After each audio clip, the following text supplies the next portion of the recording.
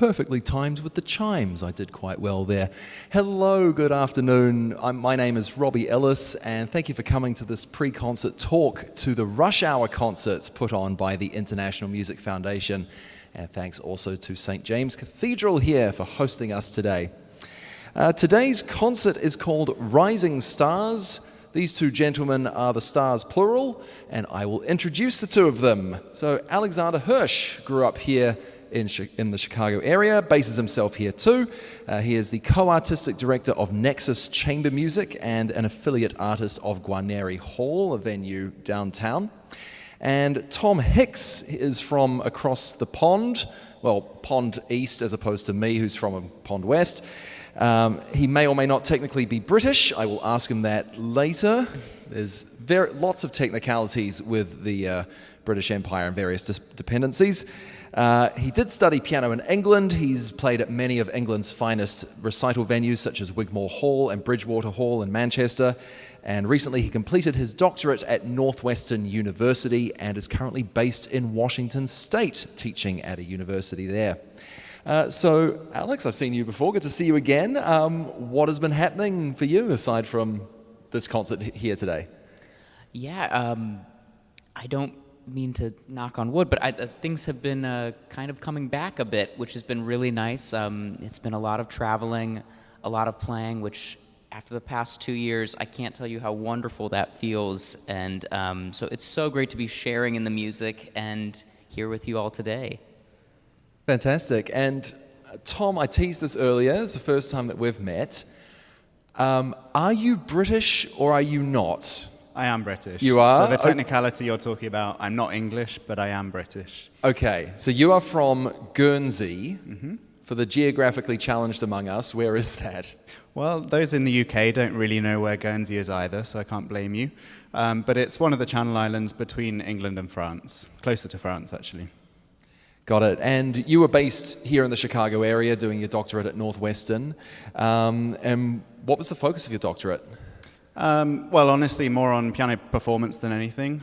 But I guess you're asking about the research component that went into that. Well, there are so many different things to perform on piano that you had to have made some choices. Yes. Yeah, so, I mean, actually, I researched one of the composers that I was playing at the time, and in fact, a composer that was based in Guernsey himself, John Ireland. So the research was an analysis of some of those pieces and recordings, and it was one of the pieces that I played and recorded myself. Great, and you landed with a job? Yeah, which is actually new, so I haven't quite moved to Washington State yet. So in fact, what I'm busy with right now is packing boxes and shipping mattresses and things like that. But yeah, I echo what Alex said, and great to be back performing as well. Well, take advantage of the scenic natural beauty out there. There's more of it there than there is in Illinois, shall we say. So there's a lot of variety in the music on today's program, 5 composers in all.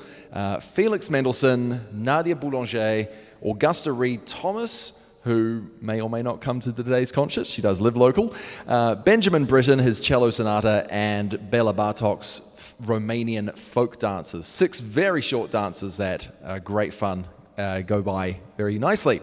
Tom, I'll ask you about the Mendelssohn. This piece, the Variation Concertantes, the Concertante variations, at least he had the decency to write this when he wasn't a teenager anymore. He was a very talented teenager. He was 20 when he wrote it. What can you say about this piece? Well, it's typically Mendelssohnian in that he presents a really beautiful lyrical theme followed by 7 or 8 variations, thinking off the top of my head now, where he takes us through this kaleidoscope of different characters and colors, and a lot of play with texture as well. So the theme that you're introduced to initially might find itself in the cello part or hidden somewhere in the piano part, sometimes more on the surface, sometimes more in the depths.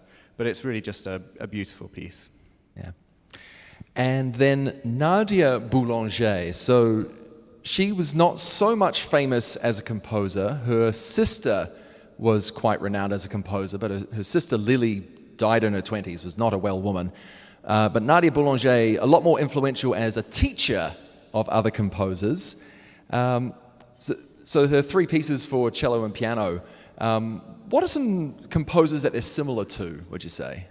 Well, that's a good question. I mean, I associate it most with French-style impressionists. The second movement actually stands out to me as particularly interesting. I'm sure Alex can say much more about his repertoire, but the second movement reminds me of kind of medieval French composers, actually. It's very sort of parallel and, it's got that very early kind of harmony to it. But the French impressionists, Debussy, Ravel, would you add anything to that? No. Well, Alex, I'm going to go to you for the next one because the next piece on the program, of course, is solo cello. It would not be fair to ask Tom about that. It's Incantation it's actually a piece that in my day job at WFMT, I record young performers, pre-college performers, on a show called Introductions, which you were on 12 years ago, I think. And this solo piece called Incantation, it comes up a lot. A lot of young performers in the Chicago area take it on because it's by a local composer and because Augusta, she's so free with her time and she will give advice about how to play it. So how about you tell us about the piece itself and what it's like? Yeah, I mean, first of all, Augusta Read Thomas is one of my heroes. It's just such a gem that she lives locally, and she's so generous. I grew up hearing this piece my whole life. My dad recorded it. I've listened to that recording so many times and listened to him, of course, play it. I didn't even know there was a cello version of this piece until a wonderful young cellist named Ella Wimbiscus, who just played it on Introductions, played the piece for me right before this is sort of a lead-up for Introductions. Oh! And then I was so touched by this version. I think it sounds great on cello. It's an incredibly sad piece about a fellow faculty member at Eastman School of Music who was dying from cancer. And Augusta wrote this piece for her. She gave a very touching performance of the piece before she passed. It's a very melancholic and lyrical piece, but incredibly profound and beautiful. Yeah, and as you say, it exists in versions not just for cello, but I think it was violin originally, and I've heard it on viola too. Yeah. And it does seem to work, and I'm astounded that, yes, did you program it today because you heard Ella Wimbiscus play it? That was definitely part of it. I was so struck by it. I think was she 11 or 11. 12? She's 11, yeah. She's wonderful. It's very interesting, but I always love to try and program as much of Gusty's music, and I'm a huge new music fan myself, so any opportunity I can. And I thought it actually pairs very well with the Britten, because the third movement of the Britten is this elegy, and it's very dark and very profound. And of course, Augusta Read Thomas and Benjamin Britten have completely different languages and lexicons, but there is this melancholic feeling in that movement itself, so I thought they paired nicely. Well, let's talk about the Britten a little bit, because it's one of those pieces. Sometimes you have a composer and a performer who meet and they spark, and the composer writes multiple pieces for this one performer. And that was the case with the Russian cellist Mstislav Rostropovich, who had a hugely successful career in the Soviet Union and got permission to travel to the West and play at the proms and play at the Albury Festival with Benjamin Britten. And he and Britten developed this great friendship, and the cello sonata came out of that. You've played the cello sonata before of his? I have played it before. For me, Benjamin Britten is one of the most underappreciated composers of the 20th century. I don't know of a bad piece the guy ever wrote, and this piece is so curious and strange. For one thing, the title, Sonata in C, right away from the first movement, we're left wondering, is this C major or C minor? And I think that ambiguity is so integral to the piece, and just that kind of curiosity, and nothing's definite really until maybe the very end, but even then there's still questions asked. It really is a great collaboration. Of course, Benjamin Britten, he wrote a cello symphony for Rostropovich. And he didn't call it a cello concerto, which is what you'd normally call something for soloist and orchestra. It's a cello symphony that Rostropovich premiered in Moscow, and 3 solo suites that you can dig into them in the same way you can dig into the Bach suites. It's as close, I think, as we get in the solo repertoire to the Bach suites. Those 3 Britten suites are just cherished by all cellists. It's our other holy book. Yeah. And the final piece on the program today, the Romanian folk dances of Béla Bartók. Tom, I'll go to you for this because I know that this piece exists in a million different versions. There's an orchestra version. I think there's a solo piano version too.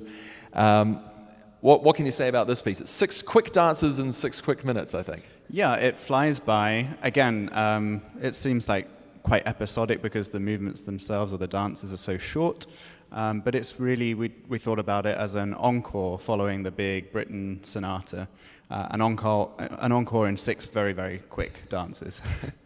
Yes, you don't officially do encores here at the Rush Hour concerts. I think Mark doesn't like that so much, but you can treat one as an encore as long as we advertise it. Really great dance styles. Béla Bartók, of course, a Hungarian composer who traveled all around Europe and even bits of the Middle East collecting folk tunes, folk melodies, and he incorporated them into his own compositions. And the Romanian folk dances are one of the most successful versions of that. And if I could just add, I feel a special connection. I never knew my great-grandparents, but they were musicians, and legend has it they were good social friends of Bartók's in New York when he moved to the States and stuff like that. So I try and program Bartók any chance I get. There's not a whole lot to choose from as a cellist. There's the Rhapsody in this pretty much, but yeah, so. Well, I don't know. Let's get some other pieces transcribed, or maybe Yeah. I think the estate might not like that so much. There's some negotiations. I think they hold control of the pieces quite tightly, given they're still in copyright. Well, thank you so much. Before we finish up here, I'm just going to mention some upcoming concerts. Tomorrow, the Dame Myra Hess Memorial Concert, put on by the International Music Foundation at the 17th Church of Christ Scientist, which is a mile that way.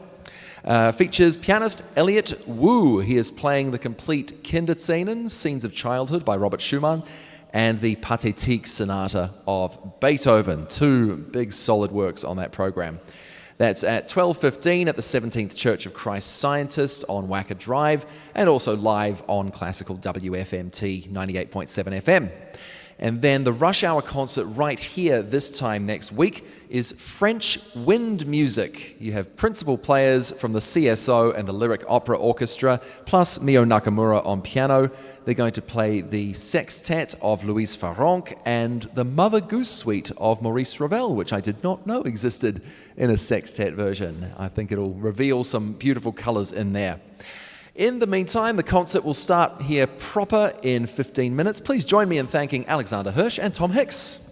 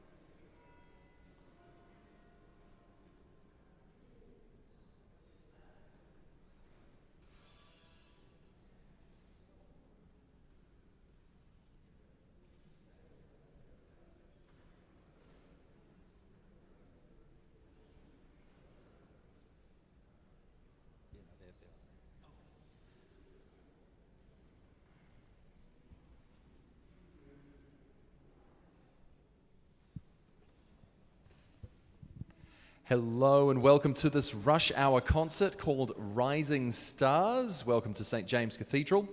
I'm Robbie Ellis. This concert is presented by the International Music Foundation, which is grateful for support from the Clare, Rush Hour Concert's exclusive media sponsor, the National Endowment for the Arts, and the Illinois Arts Council. And at this time, please welcome today's performers, cellist Alexander Hersh and pianist Tom Hicks.